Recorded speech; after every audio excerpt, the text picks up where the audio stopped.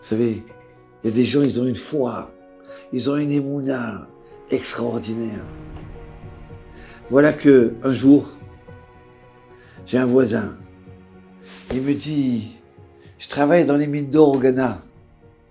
Et j'ai pris un Ghanéen qui s'occupe de moi tous les jours. Et maintenant, il veut se convertir. Un type extraordinaire, il apprend, il connaît tout. Et vous savez quoi?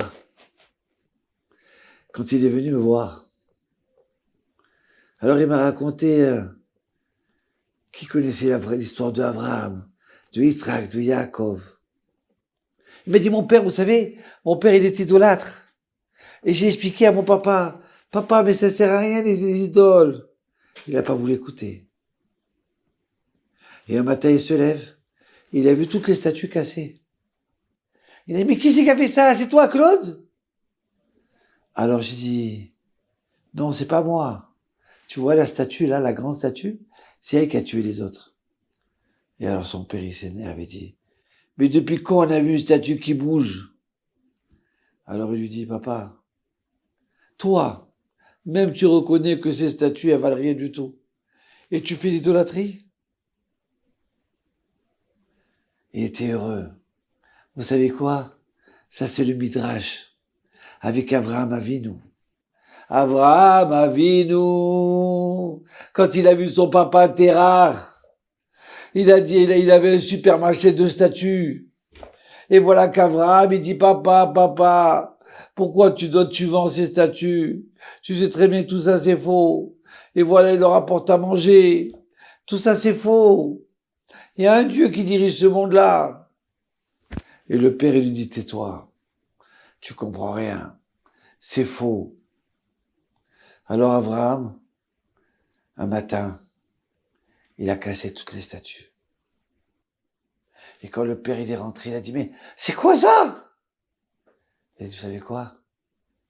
Papa, c'est cette statue-là qui a détruit les autres. À ce moment-là, son père, il s'est énervé. Il lui dit, je sais très bien que cette statue, elle bouge pas. Et Abraham, il dit, papa, t'es rare. Bon, papa, t'es rare. Pourquoi tu crois pas dans ces statues-là? Pourquoi tu les vends? Pourquoi on trompe les gens?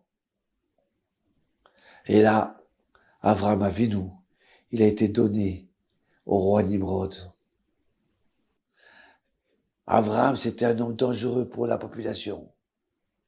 Et voilà que Nimrod, il prend Abraham, il le jette dans la fournaise ardente.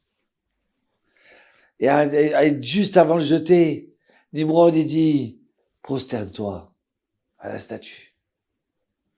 Et Abraham, il dit, moi, je me prosternerai pas ni à l'argent, ni à la statue.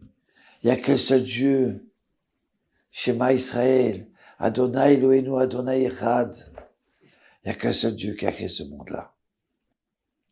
Et voilà que Terah et Nimrod, Nimrod, il prend Abraham, il le jette dans la fournaise, qui était toute chaude, brûlante. Et Hachem, il envoie un ange. Non, il n'a pas envoyé du Hanavi. Il n'était pas encore là. Il a envoyé l'ange Gabriel pour refroidir la fournaise. Et tout le monde voit Abraham en train de se balader dans la fournaise sans brûler. Il est ressorti vivant. Voilà la émouna qu'on a à la foi jusqu'à aujourd'hui. Il me dit, Claude, le Ghanéen, il me dit, moi, je veux me convertir au judaïsme et être collé avec Avraham Avinu. J'ai dit, c'est extraordinaire. Donc on l'a converti. On l'a marié. Et maintenant, elle habite en Afrique du Sud. Alors, je rencontre M. Broad, qui était son ancien patron. Je lui dis, alors, qu'est-ce qu'il devient? Ah, il me dit, tu sais, Rav, ça fait 20 ans qu'il est marié, maintenant il a 50 ans.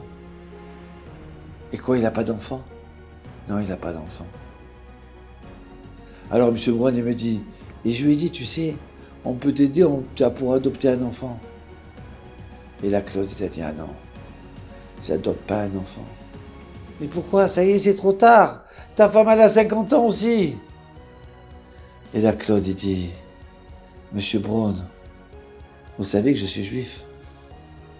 Si Dieu il a fait un miracle à Avraham Avinu à 90 ans, donc à moi aussi il peut me faire un miracle. Moi aussi j'attends, comme Avraham Avinu, j'ai ma émouna et je crois en Dieu.